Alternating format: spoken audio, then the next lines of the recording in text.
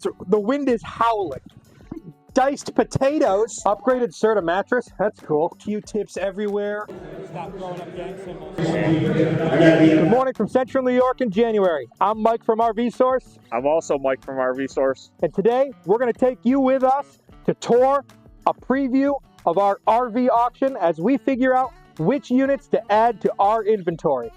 The first one we're going to look at today is this 2022 Jayco Bungalow. I'm going to walk around the outside and then we're going to tour the inside. Come on.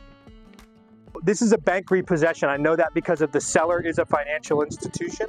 The first thing I'm going to look at is the quality, right? So I want to get an idea of what the age of the tires are. I want to get an idea of what level of rust it has. The outside of the camper, as you can see, is absolutely filthy. It looks like it was certainly parked and not moved quite often, which is certainly normal with these park models. But what I want to get an idea of is there any damage? I noticed there's a missing marker light, nothing crazy, but was it ever ran into? Was it ever misused? Those are the kind of things we want to understand.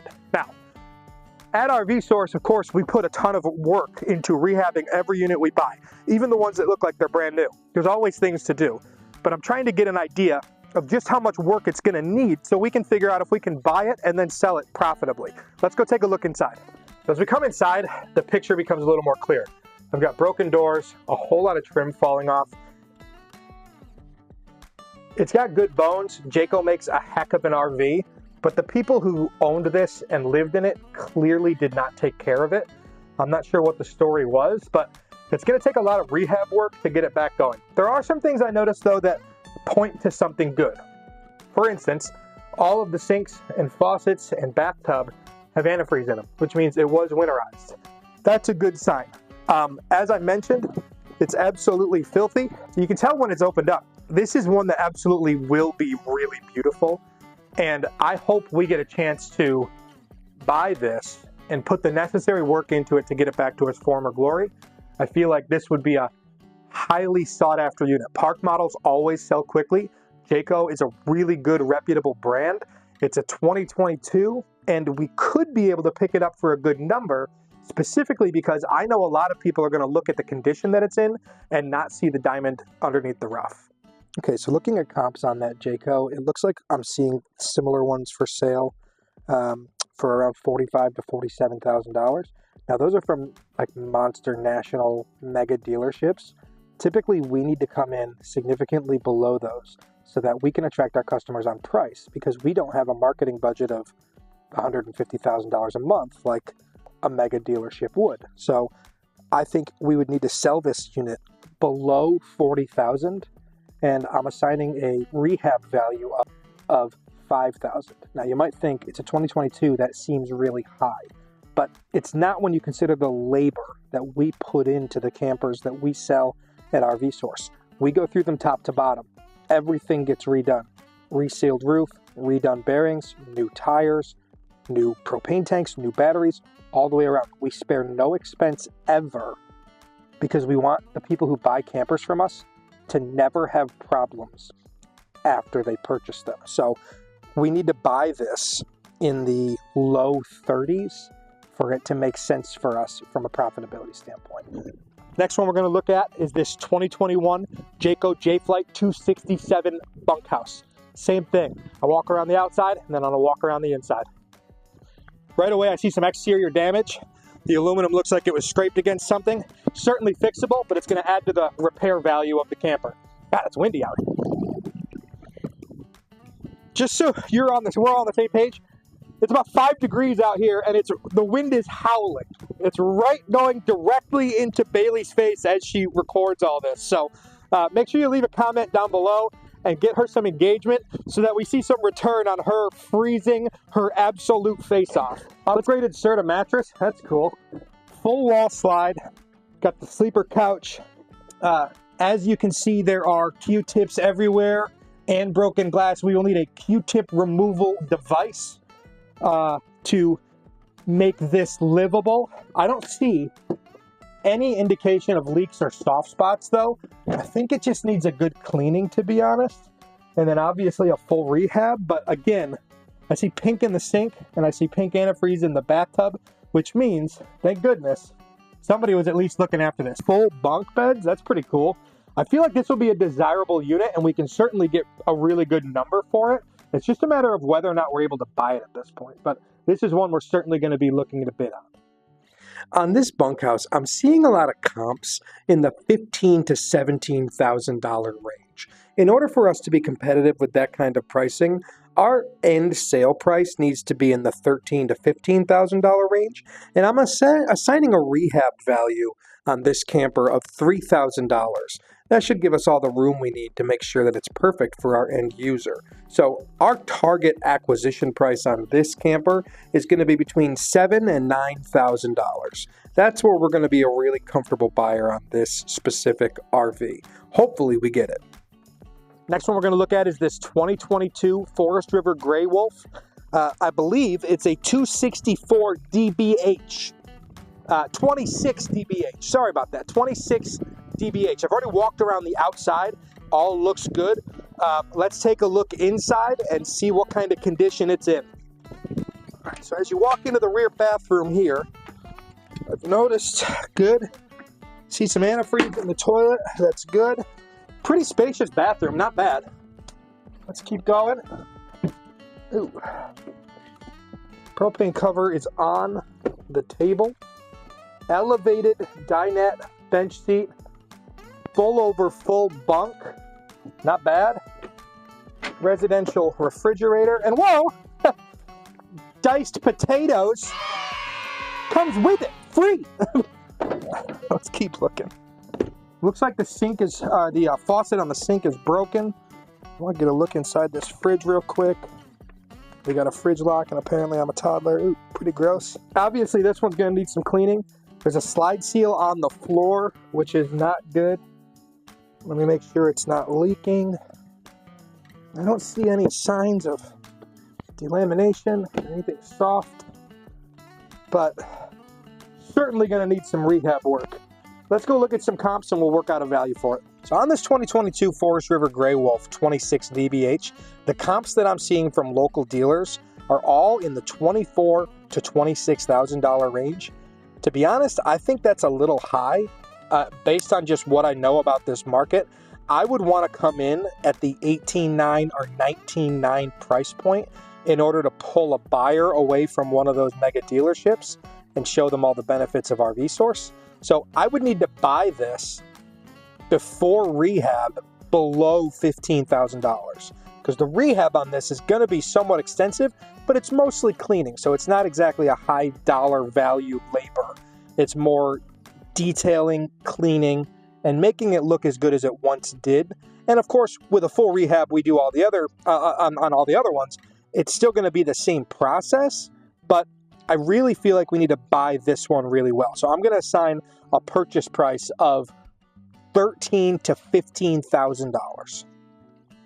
Let's take a look at this 2017 Mallard M33. Walking around the outside, I think I see some things that we're going to want to address, so let's go take a look. Yeah. See here? I'm seeing a lot of delamination on the slide. Oh, and under this window here as well. A lot of delamination. I don't know if we're going to make a bid on this one. I don't like water damage, and this camper, I mean, it has no shortage of softness in the fiberglass walls. Insanely expensive to repair, and I really am not looking to, oh yeah, there's a ton of it over here. So if you look here, if you get it at an angle, you can really see it, but all of this is soft. We don't sell junk at RVSource, and no matter how good this looks, this is indicative of major water damage. We're gonna pass on this unit. Let's go look at the next one. This is the 2015 Summerland by Springdale. It's a Keystone product. I've already walked the outside. Everything looks good. There's no damage. I don't like the manual jack, so we'll probably see about replacing that with a power jack. But other than that, everything looks good on the outside. Let's go take a look at the inside. You'll notice 2 entry doors on this model, which again, I'm pretty sure the rear door is going to go to a rear bathroom, which is certainly desirable. Let's get a look inside. As you walk in, you get your queen size bedroom to the right. that for some reason they have a full-size mattress in. This unit actually looks pretty good. The cabinetry's in great condition. There's zero soft spots. Floor, walls, ceiling, front cap. Everything looks really good. This looks like it was really well maintained. Like all of them, it needs a little bit of a cleaning, but as a bank repossession, this is about as good as they get from a quality standpoint, especially considering it's a 2015. The rear dual full-size bunks next to the bathroom with its own entry door. These are the kind of campers that do not last. As long as we can buy this correctly, I have no doubt that this will sell quickly. So let's go take a look at some comps and we'll get an idea of what we're looking at. I'm seeing a lot of comps for this 2015 Summerlin by Springdale in the $10,000 to $12,000 range. I don't think we can sell it for that much because I need to be competitive with price, as we discussed earlier. I want to be in the $8,000 to $10,000 range when I sell this camper. So with a rehab cost of $2,000, I need to be buying this unit anywhere from $5,000 to call it $7,000 on the safe side. This isn't going to be a huge profit for us, but it'll be enough to keep the wheels rolling, so to speak, and it'll be a really quick sale for us. If I list this camper for $99.99, it won't last more than a few days. So we really need to buy it right to make sure we can deliver that value to our customers.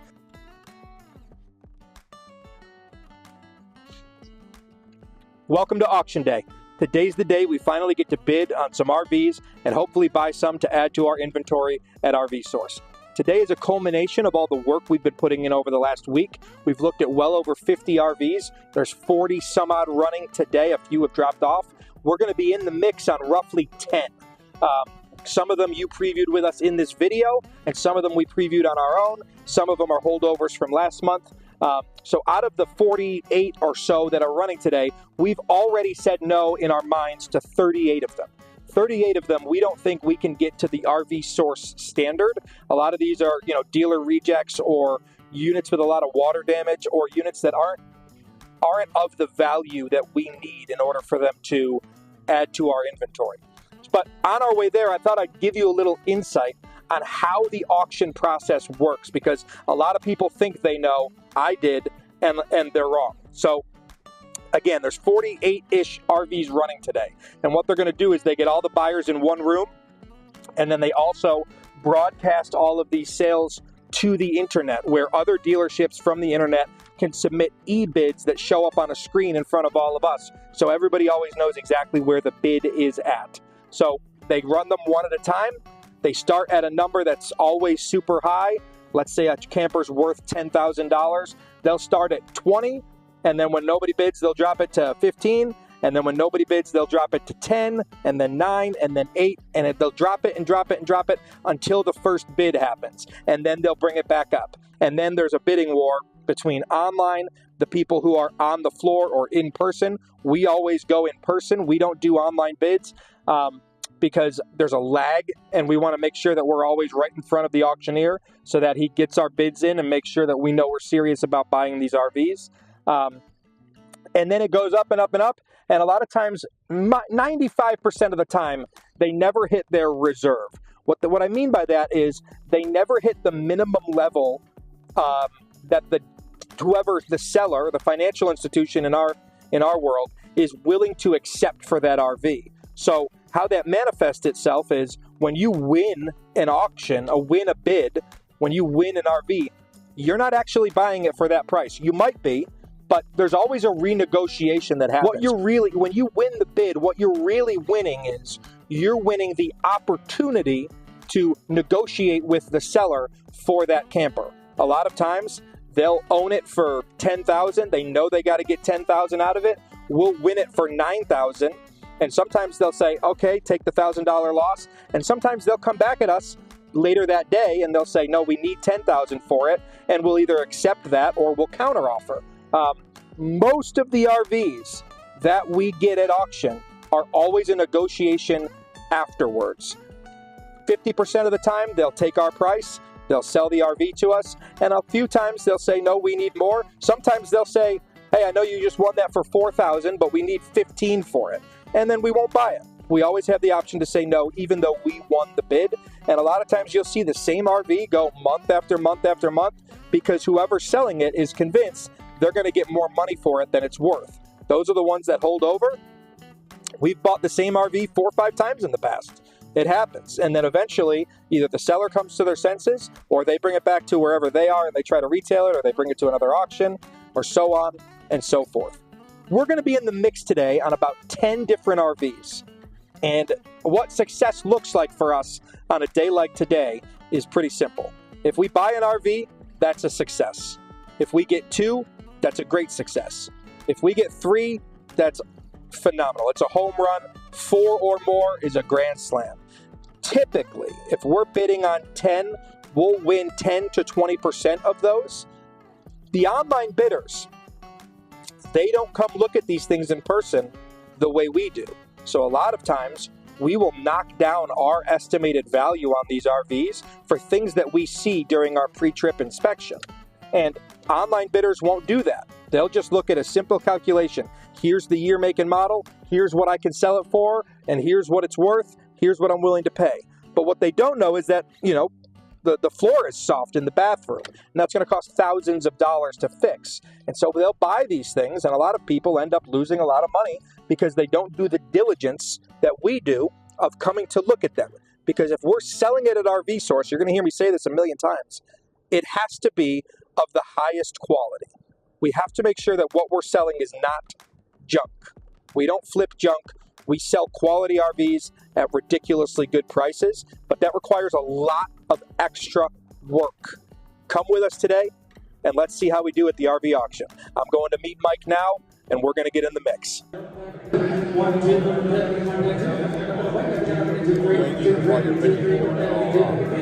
Yeah, there's free muffins.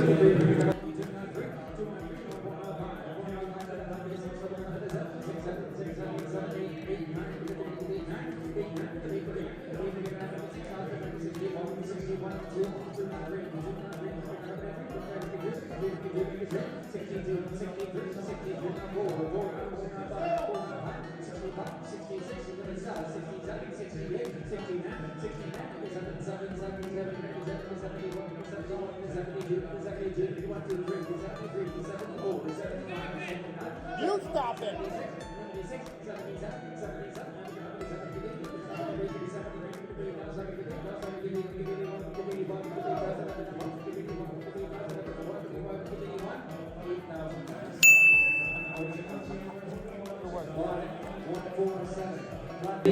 Sold, baby. Stop throwing up gang symbols. We're on camera. We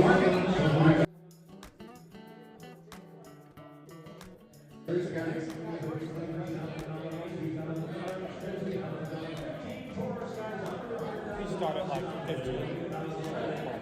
Yeah, that's where they're going to start. They'll probably go down to 10 before we start getting this kind of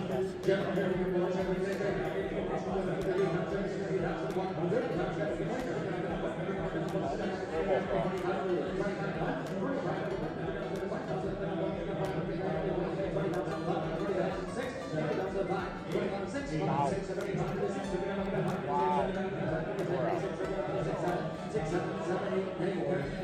San Antonio RV.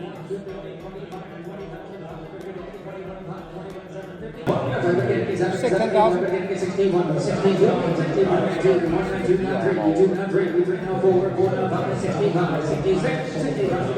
I don't know what they're thinking. There's too much snow. Probably right. This is where people lose money at the auction.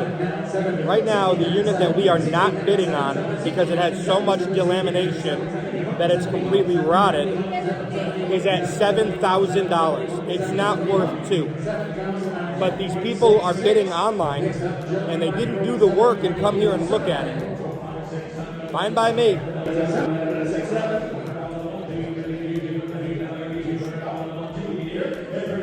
$500. I got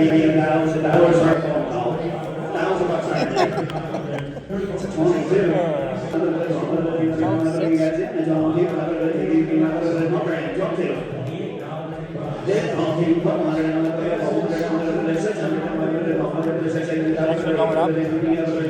Wow. one that I told you about. For some reason, the value on this is cheap.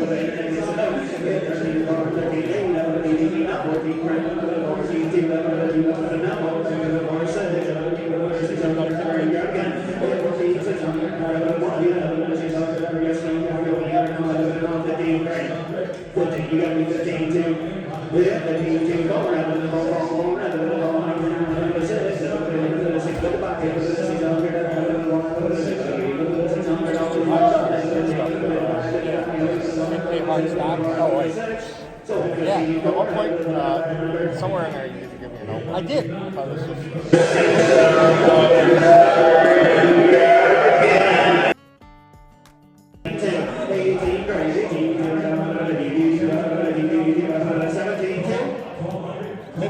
15. 17, 15. That's the start. 15, 15, 2. 15,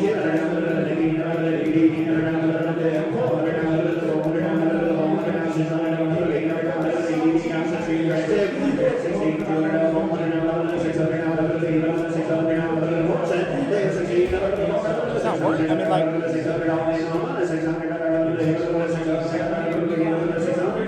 it nicer than the Aurora? I don't think so.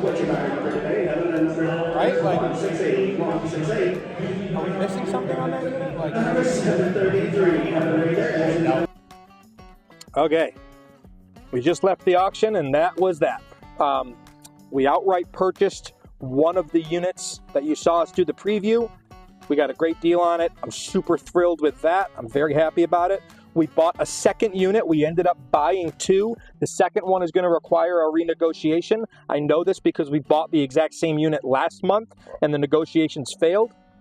Now that we're a month further in, we'll have a little bit more leverage because we actually bought it for less money this month than we did last month. So, the public is souring on that unit. We still think it's a good unit and it can be a really profitable endeavor for us. But, obviously we have to negotiate with the financial institution that owns it. So we ended up getting two. We lost a few that I absolutely think we should not have lost. There were some online bidders that were severely overpaying for things. As a matter of fact, the unit that I passed on that you saw that was completely rotted, all the sidewalls, the roof and the floor were completely rotted out. That actually sold for, I want to say $8,000 or $9,000.